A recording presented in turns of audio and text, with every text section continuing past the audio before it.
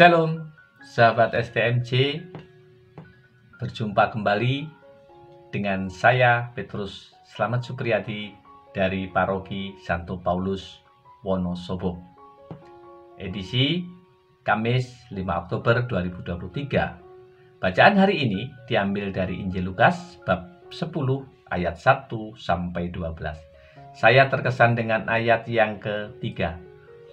Pergilah, sesungguhnya aku mengutus kamu seperti anak domba ke tengah-tengah serigala. Dalam perikop ini nampak jelas apa yang dikehendaki Tuhan agar dilakukan oleh para murid, yaitu menyelamatkan semua orang dari seluruh penjuru bumi. Dan Tuhan memberi contoh bagaimana cara pelayanan yang benar dengan saling membantu, bahu-membahu, dan saling tolong-menolong. Seperti Tuhan mengutus 70 muridnya berdua-dua, tidak sendiri-sendiri.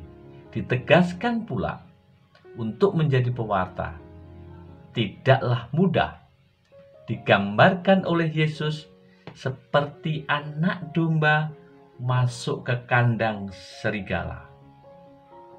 Perlu dimengerti apa konsekuensi mewartakan Tuhan Yesus. Bisa dibenci banyak orang, dikucilkan, dianiaya, bahkan bisa dibunuh, seperti dialami para martir. Pengalaman saya pada saat saya masih muda, kebetulan waktu itu saya menjadi seksi kepemudaan. Paroki saya mengadakan camping rohani, berkolaborasi dengan keuskupan. Dalam kepanitiaan, saya jadi humas. Salah satu tugas saya menyampaikan segala informasi serta keputusan yang diambil oleh panitia maupun paroki ke stasi-stasi dan lingkungan-lingkungan. Dalam berinteraksi dengan umat di lingkungan maupun di stasi, ternyata tidaklah mudah. Ada beberapa lingkungan dan stasi yang memiliki pandangan atau cara masing-masing.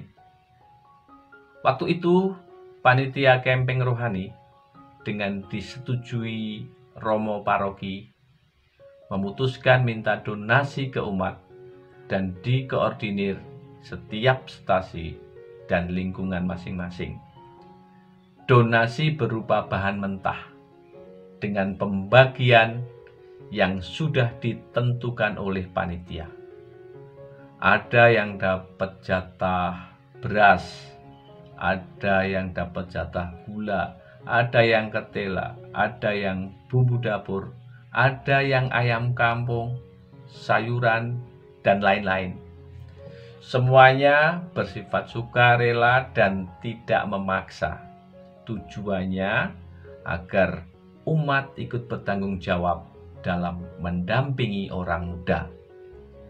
Mayoritas stasi dan lingkungan setuju dan tidak ada masalah.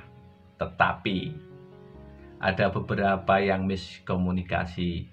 Misalnya ada satu stasi besar yang mendapat informasi yang belum diketok palu bahwa donasi berbentuk uang. Itu informasi yang mereka terima. Sehingga pada saat tim mensosialisasikan yang benar ke stasi itu, ketua stasi marah besar. Saya dimaki-maki dan sempat dilempar buku. Padahal panitia tidak mempersoalkan. Jika sudah terlanjur berbentuk uang, ya tetap diterima. Alasan Bapak itu adalah, Bapak Ketua Stasi, saya sudah mempermalukan beliau di depan umat. Hampir saja orang muda stasi tersebut dilarang ikut camping rohani. Jurus terakhir yaitu Romo yang turun tangan dan beres. Ada masalah lain, yaitu izin dari orang tua. karena camping rohani diadakan di bumi perkemahan dan menginap.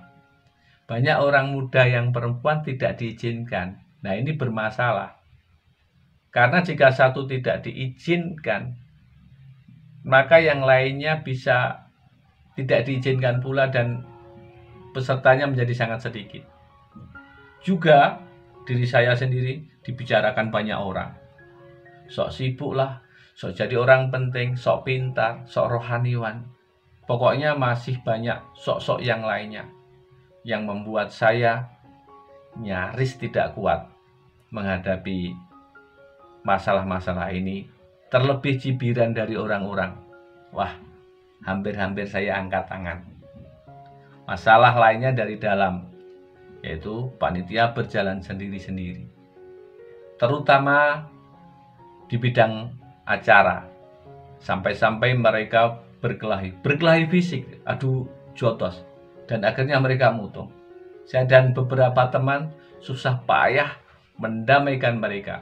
Sudah damai, tapi tidak bisa kerjasama karena hatinya masih marah. Hingga akhirnya saya menghadap Romo Paroki bersama yang lainnya, minta tolong untuk menyatukan hati. Akhirnya semua panitia dikumpulkan oleh Romo, rekoleksi 1 hari, mendengarkan firman, bermain game, makan bersama. Itu yang nomor 1, penting itu. Dari situ panitia mengalami peneguhan dan kesatuan hati, mengalami pencerahan, dan puji Tuhan, camping rohani berlangsung dengan baik dan lancar. Sahabat STMJ, melalui firman ini, saya diingatkan untuk terus berani menerima konsekuensi dalam menjalankan perutusan. Tugas perutusan memang tidak mudah. Kesulitan dan rintangan menghadang, bahkan juga dapat mengancam. Tetapi Tuhan saya tidak akan pernah meninggalkan, karena Tuhan saya selalu menyertai dengan kuasa-Nya. Sahabat STMJ, demikianlah sharing saya. Tuhan memberkati. Amin.